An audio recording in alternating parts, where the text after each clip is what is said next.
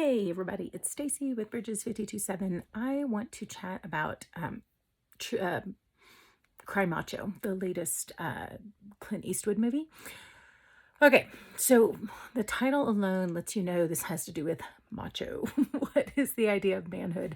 And if you've seen the preview, you've seen a clip, most likely of him and this boy in the car discussing manhood and what macho means and really what the perception of macho is, but then also like this reinvention of it that Clint Eastwood is proposing. And I think it gives us a great, and I'll talk a little more about that, but I think it gives a great opportunity to have a conversation about what is manhood.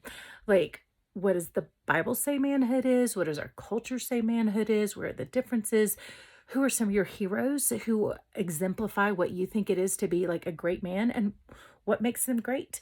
And in that way, do you think they are following in the like path of Jesus, or is this something that they're doing completely contrary? So to just kind of unpack some of those things in a very non-judgmental way, but a way that kind of explores some things. And I would imagine that as you really look at like people who do a good job of being manly, um in a true sense of manhood, like, and again, we'll look at what the movie says, because I think as we kind of unpack that, you go, wow, Clint Eastwood's version of this in the movie is much closer to the idea of Jesus than our cultural ideas of machismo, right? And that's really what the movie's kind of debating is this boy has this rooster that he has named Macho, which, excuse, this is not very G-rated, but this is just what the comment in the movie, and it's funny, but it's kind of to the point of what macho seems to be in the world. But he says, because it's a rooster, and he says, well, if a boy wants to name his cock Macho, like, who am I to stop him, kind of a thing. And that's again, I'm sorry, but I think he's kind of poking fun of this idea of like how guys define manhood, right, in our culture. And so his comment, and let me also say, I was just reminded of a book um, called Season of Life by Jeffrey Marks about Joe Ehrman, and who was a football player for the Colts, I want to say. That is an amazing book. But in that book, Joe Ehrman, when he became a Christian, his whole idea of manhood was redefined. And this book is really about kind of unpacking that. But he says that the world wants to define manhood in the ball field when they're little, in the bedroom as they get older, and then beyond that, it's the billfold. So that's how manhood is usually defined: the ball field, the bedroom, and the billfold. And then Joe says that's not what Christianity is all about. That's not how Jesus defines manhood. So he talks about it being about vulnerability and connection and empathy and all these different things. So if you are curious to discover this topic more, it's not a very long book, but it is excellent. And I totally recommend, just because they do a really great job of unpacking kind of different worldviews about what manhood is and really how the Bible defines it. And then they play it out on a football team. Joe's actually coaching a football team talking about manhood and these things. And this Jeffrey Marks, who had known Joe when he was little, goes in and spends a season with them, watching how Joe is teaching these boys about manhood on the football field.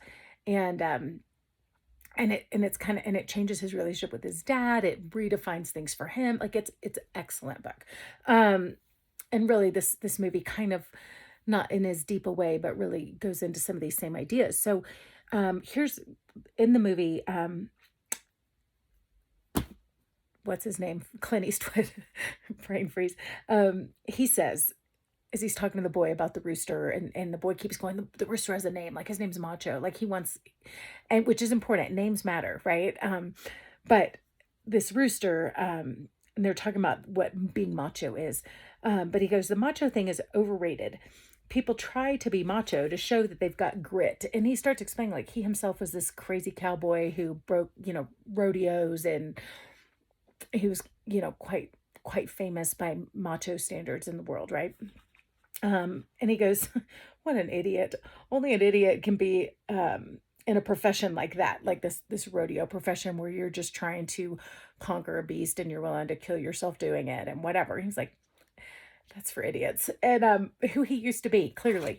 But he says, you think you have all the answers, but the older you get, you realize you don't know anything. And he's really challenging the boy. And as we see the boy grow, and Clint Eastwood both, they learned to trust each other. The boy started out not trusting anybody.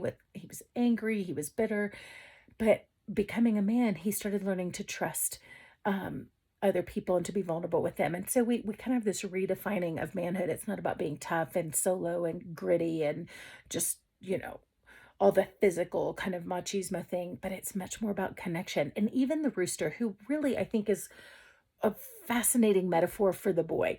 The rooster is a fighting rooster, but yet he defends that boy over and over and over. And the rooster, everywhere they go, they're holding him.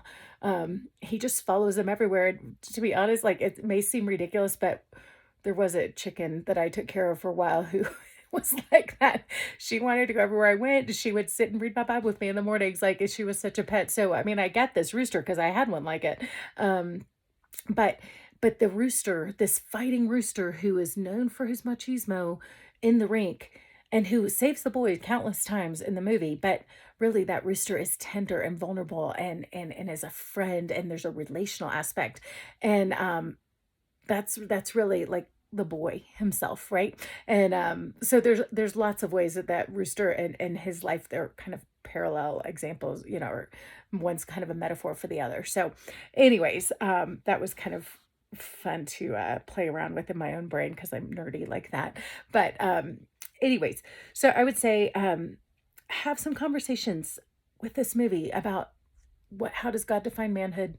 What does the Bible say? Do we think, do people agree with God's definition of manhood or not? And I mean, honestly, if you've never looked at the Bible, like, how do you think the Bible defines manhood? Like, you think that's really obvious until you start to think about it. And I would have a hard time putting a real definition to that. So it's a good challenge to really, really think that through. I will also say the movie is a bit open-ended, which was hard for me. I want it all tied up. I want to know exactly what happens down the road. But here's the thing that I also thought that was painful a little bit for me because I like answers. I want everything like in a box. But I think that was appropriate in some ways to the story, because as we are vulnerable and we trust other people and we enter into a relationship that is well, any relationship, there's no guarantee, right? We can't promise that someone else is going to care for our heart. So the temptation is to protect ourselves and not allow ourselves to get hurt. But this boy dares to be brave and vulnerable. And partly that shows us the driving force that fathers are in our lives, that he is willing to risk his heart because he so desperately wants to understand his identity, where he came from, who his father is. And so he goes into this place willingly with no idea how it's going to turn out. And the movie doesn't tell us. But isn't that life, right? So anyways, hopefully this kind of sets you up, challenges you to do some of your own processing, but also sets you up to have some really interesting conversations with other people that may lead you into an opportunity to talk about how God is a good father, how he can be trusted, how he defines masculinity, and really, really, it'd be awesome if it leads you into a discussion about Jesus, who was the example of the ultimate man, right? And how that played out. So earlier I had a verse I wanted to share. Darn it. There's so many, obviously, but there was a particular one that was on my mind about Jesus being willing to his perspective on manhood, but I can't think of it, so never mind. Anyways, hopefully this gives you enough to work with.